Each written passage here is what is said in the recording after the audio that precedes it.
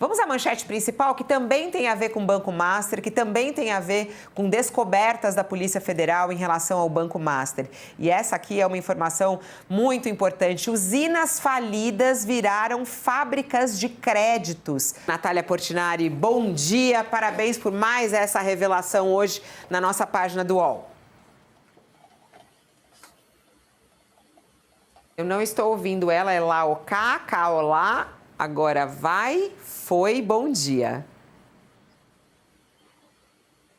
Nada. Será que é lá ou cá? É lá. É no seu, Nath. Tira o fone de ouvido, vamos ver se é em fone. O Mayrov está com essa caneta, eu pensei que era um cigarro. Eu falei, ele não está fumando ao vivo, mas ele não fuma.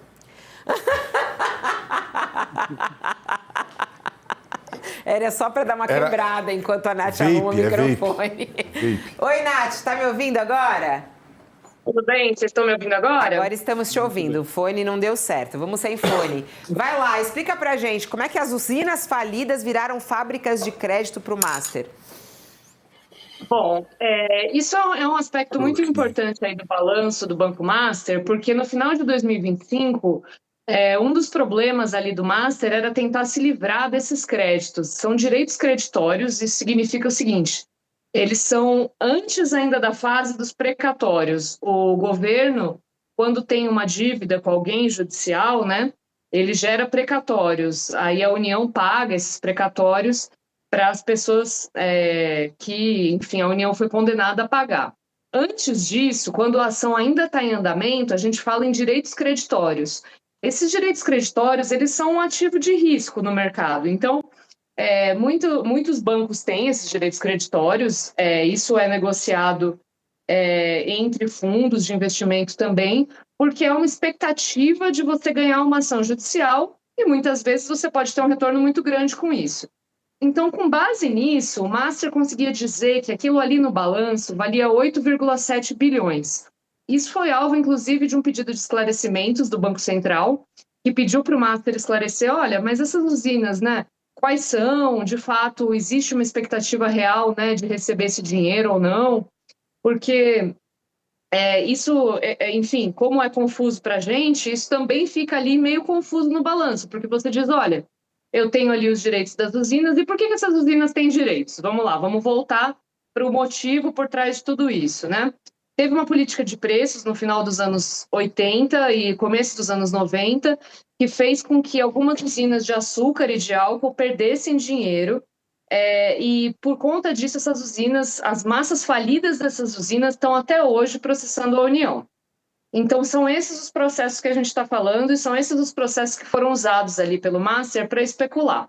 Agora, quais são as repercussões de tudo isso aí no meio da investigação sobre o Master? Porque até aí a gente está falando de uma coisa normal para um banco, né? Comprar direitos creditórios, ter uma expectativa de que eles valham uma determinada quantia, beleza. Agora, no caso do Master, a compra desses direitos creditórios passou por fundos de investimentos de pessoas ligadas ao próprio Master. Então, a gente tem aí duas gestoras de fundos que estão sendo investigadas pela Polícia Federal, que é a Sefer Investimentos e a REAG, que intermediaram a venda desses direitos. Ou seja, esses fundos eles ganharam comissões, inclusive tem uma offshore do empresário Nelson Tanuri, que é cotista de um dos fundos que negociou esses direitos, que a gente mostra aí na reportagem nos detalhes. Então, vários intermediários aí lucraram com essas operações. E isso era importante. Por que era importante para o Master ter isso na carteira? Porque ia conseguir vender mais CDBs, conseguir dizer que, olha, a gente tem aqui ativos para a gente oferecer caso o banco precise pagar os CDBs, né? De fato, o banco acabou precisando pagar os CDBs desesperadamente e, no final das contas, uma das coisas mais importantes ali para o Vorcaro era vender esses direitos. E aí a gente entra num outro aspecto da matéria que eu acho importante a gente falar aqui. No final de 2024, os processos dessas usinas foram alvo aí de uma das conversas que estão no relatório sobre o ministro Dias Toffoli do STF, que foi entregue pela Polícia Federal ao STF. Por quê? O ministro, aliás, o ex-ministro das Comunicações, né, do governo Bolsonaro, Fábio Faria, estava trabalhando como consultor ali do mercado e conversa com o Vorcaro sobre uma possível mudança de posição que o Toffoli teria numa das ações sobre usinas. Não é uma das ações das usinas do Master, é uma ação de uma usina que o Master não tinha direitos, mas o Porcaro estava preocupado com essa possível mudança de posição, que o Toffoli talvez fosse dar um voto contra os interesses das usinas. E aí isso é discutido, o Fábio diz, olha, mas quem foi que falou isso para você? E ele fala, ah, não, o Carlos Vieira, né, que é o advogado, que é filho do presidente da Caixa e cuja sócia está envolvida nessas ações.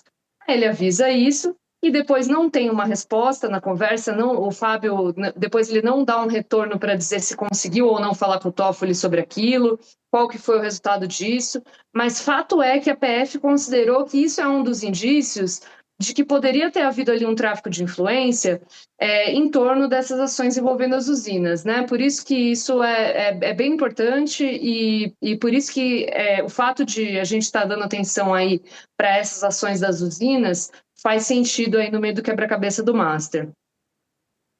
Importantíssimo esses dados que vocês trazem, reportagem completa está na nossa página, quando você clica está caindo também no All Flash, lá está detalhado, resumido para você, mas tem a reportagem completa da Natália e do Fábio para você também ter contato com esse assunto. Obrigada, Nath, parabéns, até a próxima, bom final de semana. Obrigada, tchau, tchau, bom final de semana para vocês.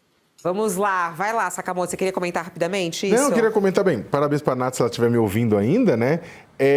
A questão é o seguinte, que essa operação, até para o pessoal poder resgatar, porque é o seguinte, o que ela e a Nath e o Fábio fizeram de investigação é sensacional.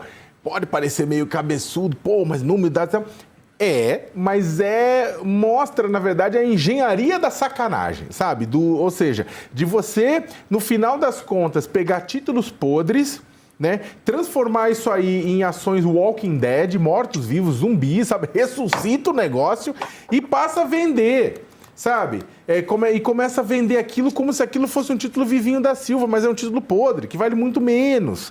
E aí eu queria só fazer essa conexão dessa matéria com outra apuração exatamente da mesma Natália Portinari com a Amanda Rossi aqui do UOL, em que elas fizeram uma apuração falando de uma coisa semelhante, mas tira a usina, mete título podre do Banco de Santa Catarina, do antigo BESC, do finado Banco do Estado de Santa Catarina. Que eles também fizeram essa apuração, que é um fundo que tem ligação com o Master, né, que é o REAG, que é a REAG, ligação com o Master, é investigado também por ter fundos lá dentro que lavavam dinheiro para o PCC, que estariam lavando dinheiro para o PCC, né, e que tava também, comprou um monte desses títulos, de títulos antigos do BESC, títulos que valem, em tese pode não valer nada, sabe? Que títulos que a justiça pode vir a valer alguma coisa, história longa, mas títulos que valem, se valer, vale muito pouco, alguns reais, bombou, são milhares, multiplicou por milhares de vezes e estava vendendo, estava usando isso para lastrear os seus investimentos, lastrear fundo para vender para as pessoas, ou seja, mais zumbi. Então, o que a gente está descobrindo? Que toda essa teia que se conecta, carbono oculto, REAG, Master, tudo isso é um grande Walking Dead, né? Tem muito zumbi por aí e estava vendendo morto-vivo para as pessoas.